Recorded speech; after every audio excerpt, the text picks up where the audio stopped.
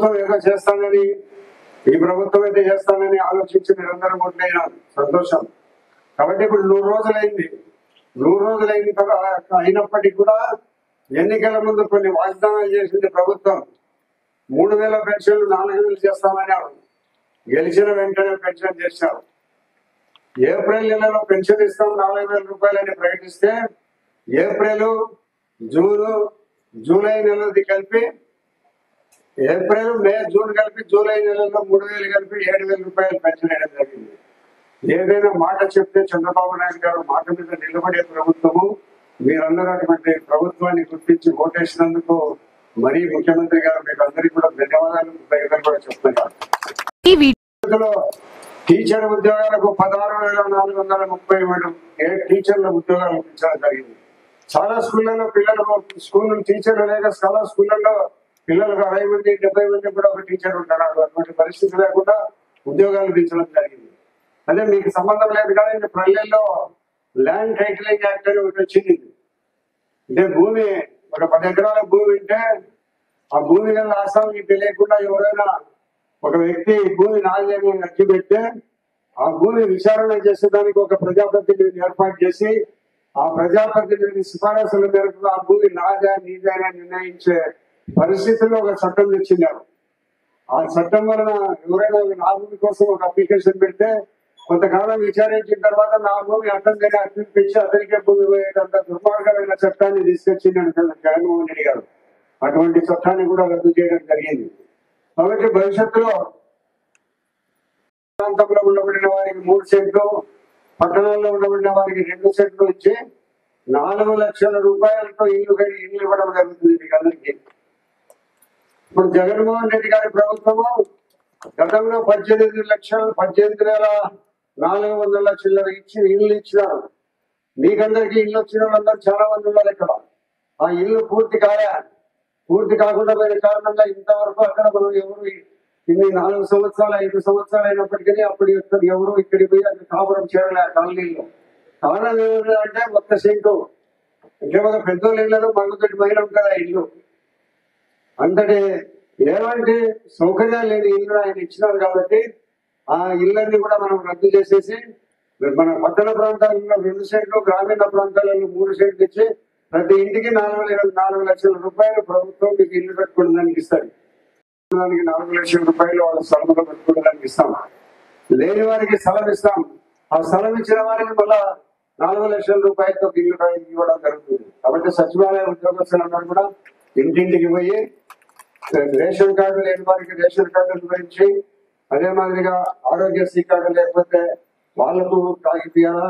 సచివాలయ వ్యవస్థ ఉద్యోగస్తులందరూ కూడా రోజు ఉదయం మీకు నిర్ణయించిన ఏరియాలో పెన్షన్ వస్తుందా లేదా, మరి ఇల్లు ఉందా లేదా, ఇంటి స్థలం ఉందా లేదా, గతంలో ఇచ్చినటువంటి సక్రమంగా అందుతాడా లేదా, పెన్షన్లు ఇస్తాము, రేషన్ షాపులు పెంచడం జరుగుతుంది. కాబట్టి ప్రభుత్వం ఇది ప్రభుత్వం. నేను మీరందరికీ ఒకటే మాట గుర్తు చేస్తున్నాను. ఎన్నికలు అయిపోయిన తర్వాత ఎన్నికలు ఎంచేటప్పుడు నేను ఎన్నికల్లో ఉన్నాయి ఓట్లు ఇచ్చేటప్పుడు ఒక్కొక్క చేనేతకు సంబంధించిన గాంధీ రోడ్డుకి పక్క ఉండబడిన వార్డుల్లో ఒక్కొక్క బూత్ కు 1015 వచ్చినాయి. కుప్పతప్పలుగా మీ ఓట్లతోనే నేను గెలిచిన. అంత భారీగా చేనేత వర్గాల వాళ్ళందరూ తెలుగుదేశం పార్టీ మీకు మొగ్గు చూపి తెలుగుదేశం పార్టీ ఓట్లు వేసిన దాని వల్ల ఆంధ్ర రాష్ట్రంలో ప్రభుత్వం వచ్చింది. ఇక్కడ నేను గెలవడం కూడా జరిగింది. కాబట్టి ఈ ప్రభుత్వం, మీ పంచ ప్రభుత్వం ఎప్పుడు కూడా మీ యొక్క భాగవను, మీ యొక్క క్షేమ సమాచారాలను ఎప్పుడు కూడా మళ్ళా మేమందరం వార్డులోకి వచ్చి విచారిస్తాము. ఎక్కడ ప్రభుత్వంలో శాంతి భద్రతకు ఎక్కడ విఘాతం కలిగే పరిస్థితి ఉండకూడదు. స్వేచ్ఛగా ఎవరి వ్యాపారాలు వాళ్ళు చేసుకోవాలా. మట్కా గుట్కా వికెట్ పెట్టేందులో పెట్టారు, దాంట్లో చోటు లేదు. దుర్మార్గులు కాలు కింద చేస్తాం అయితే దుర్మార్గులు రౌడీలందరినీ ఎవరైనా కూడా. కాబట్టి మీరు ఎక్కడ కూడా సర్వస్వతంత్రంగా స్వేచ్ఛగా జీవించండి. మీ పనులన్నీ మీరు చేసుకోండి.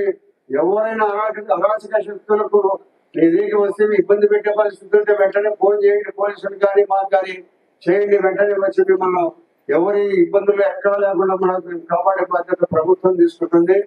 ఈ గత ప్రభుత్వం జగన్మోహన్ రెడ్డి గారి ప్రభుత్వంలో చాలా మందిని భూములు గుంజుకోవడం జరిగింది.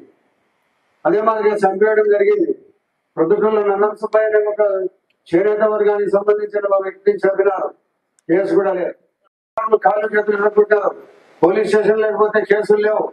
ఇటువంటి దుర్మార్గ ప్రభుత్వాన్ని మట్టు పెట్టాలని మీరందరూ తెలుగుదేశం పార్టీకి ఓటేస్తారు. కాబట్టి మీరు సర్వస్వతంత్రంగా మీకు అన్ని రకాల స్వేచ్ఛనిచ్చే పార్టీ తెలుగుదేశం పార్టీ అనేది మీరు గుర్తుపెట్టుకోండి. మేము ప్రజల కోసం నిరంతరం అందుబాటులో ఉంటాం. ఉదయం 6 గంటల నుంచి రాత్రి 10 గంటల వరకు ఫోన్ చేయండి, నేను ఫోన్ ఎత్తి మాట్లాడతాం. లేదు కొద్దిసేపు ఎవరైనా నేను పక్కన ఏదైనా వేరే వాళ్ళతో మాట్లాడుతుంటే నేను తర్వాత మళ్ళీ తిరిగి ఫోన్ చేస్తాను. కాబట్టి నిరంతరం ప్రజలకు అందుబాటులో ఉండి మీ యొక్క మంచి చెడ్డలు చూసే ప్రభుత్వం తెలుగుదేశం ప్రభుత్వము. మరి చంద్రబాబు నాయుడు గారు 100 రోజులైంది ప్రభుత్వం ఏర్పాటై. ఈ 100 రోజులు చేసిన ప్రభుత్వ కార్యక్రమాలు ఏమిటి అని ప్రజల దగ్గరికి పోయి మీరందరూ వివరించండి అని చెప్పినారు. మేము కూడా ఒక గంట సేపు వీరులన్నీ తిరిగి పెన్షన్ వస్తానా లేదా, బియ్యం ఇస్తానా లేదా, లేదా కరెంటు బాగుందా లేదా, మంచినీళ్ళు బాగా వస్తానా లేదా, ఇవన్నీ కూడా మేము అడిగి కనుక్కొని రావడం జరిగింది. అక్కడక్కడ పెన్షన్ లేదనే వాళ్ళు కొంతమంది ఉన్నారు, రేషన్ కార్డు లేదనే వాళ్ళు కొంతమంది ఉన్నారు. ఇవన్నీ వెంటనే భర్తీ చేసేదానికి తప్పకుండా ప్రభుత్వం చర్యలు తీసుకుంటుంది. తహసీల్దార్ గారు ఇక్కడనే ఉన్నారు. సచివాలయ ఉద్యోగస్తులు ఎవరు ఇక్కడ ఈ వార్డుకు సచివాలయ స్టాఫ్ మీరు ప్రతి ఇల్లు తిరిగి ఎంఆర్ఓ ఉండలే పర్వాలేదు, ఇల్లు తిరిగి రేషన్ కార్డు కానీ, ఆధార్, పెన్షన్ కానీ, ఇంటి స్థలం కానీ, ఇల్లు కానీ, ఇంకా వాళ్ళ ఇబ్బందులు ఏమున్నాయో మొత్తం ఒక లిస్టు, ఒక పేరు పెట్టి పేర్లు అన్ని రాసుకొని వచ్చి మీరు ఒక 10 రోజుల లోపల ప్రభు ఇవ్వండి. అవన్నీ సంబంధిత అధికారులకు పంపించి త్వరలో దానికి అన్నింటికీ పరిష్కార మార్గం కనుక్కుంటాం. కాబట్టి ఈ ప్రభుత్వం మీరు ఎన్నుకున్న ప్రభుత్వం అమ్మా, ఇది మంచి ప్రభుత్వం అనే దానికి ఇంత భారీ సంఖ్యలో వచ్చిన దానికి మీరందరికీ కూడా, మహిళలకు అందరికీ, ప్రతి ఒక్కరికి చెట్టు చేసి కొద్దిగా తెలియజేస్తూ భవిష్యత్తులో ఇంకా ఎన్నో అభివృద్ధి కార్యక్రమాలు చేద్దాం. రోడ్లు లేవు, రైళ్లు సరిగా లేవు. ఈ రోడ్డు ఒకటి 5 కోట్ల రూపాయలు. ఈ రోడ్డు అక్కడి నుంచి మన దొర్సానపల్లి రోడ్ల నుంచి 5 కోట్ల రూపాయలు రోడ్డు పెట్టాం. ఈ రోడ్డు త్వరలో శాంక్షన్ అవుతుంది, రైళ్లు కడతాం. కాబట్టి నిదానంగా అభివృద్ధి, ఎక్కడైతే రోడ్లు లేకుండా ఉంటేనో, రైళ్లు లేకుండా ఉంటాయో, మంచినీరు లేకుండా ఉంటుందో, మంచినీటి సమస్య కూడా బాగు.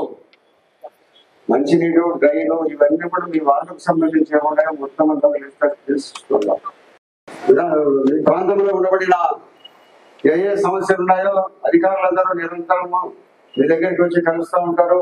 అందరి అధికారులకు మీ సమస్యలు తెలియజేస్తే మా దృష్టికి, ప్రభుత్వం దృష్టికి తీసుకొని వస్తారు.